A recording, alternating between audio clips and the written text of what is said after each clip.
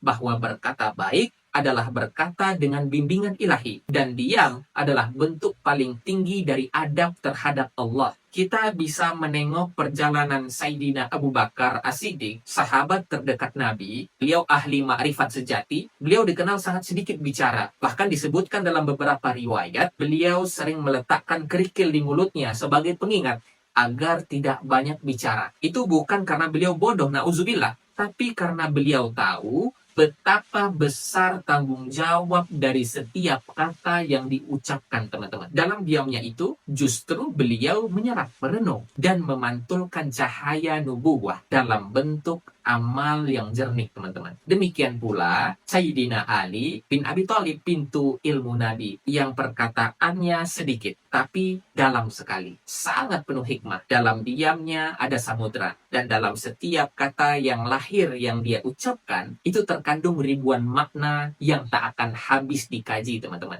Orang-orang seperti ini, beliau tidak berbicara karena ingin terlihat tahu. Mereka berbicara karena membawa amanah. Dan jika tidak ada amanah itu, maka diam lebih mereka sukai. Inilah yang harus ingin kita tanamkan dalam hati kita semua. Bahwa diam bukanlah kelemahan, melainkan kekuatan yang lahir dalam kejernihan ruhani. Karena saat kita diam, kita memberi ruang bagi Allah untuk berbicara dalam hati kita. Kita membuka saluran bagi nur untuk turun. Dan kita menyingkirkan ego yang selalu ingin mendominasi percakapan. Maka tidak heran jika dalam tarekat-tarekat sufi, banyak murid diperintahkan oleh mursyidnya untuk berkhalwat dalam diam. Khalwat bukan hanya duduk sendiri, teman-teman, tapi mematikan kegaduhan dalam dirinya. Tidak hanya menutup mulut, tapi menutup ruang-ruang batin dari godaan-godaan dunia. Karena hanya dalam diam itulah suara ilham bisa terdengar. Hanya dalam diam itulah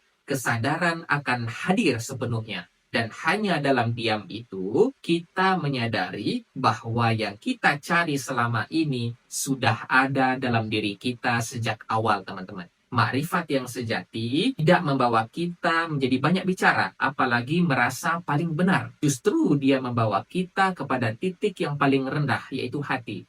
Titik di mana kita mengakui semua ini milik Allah. Yang kita ketahui hanyalah setetes dari lautan ilmunya. Dan tidak ada gunanya menyombongkan setetes saat seluruh samudra masih tersembunyi. Karena itu, teman-teman, mari kita tata kembali relasi kita. Mari kita latih diri kita untuk lebih banyak diam dalam berzikir, lebih banyak mendengarkan, lebih banyak hadir dalam hati. Jangan merasa rendah karena diam, teman-teman. Dan jangan merasa mulia karena banyak bicara.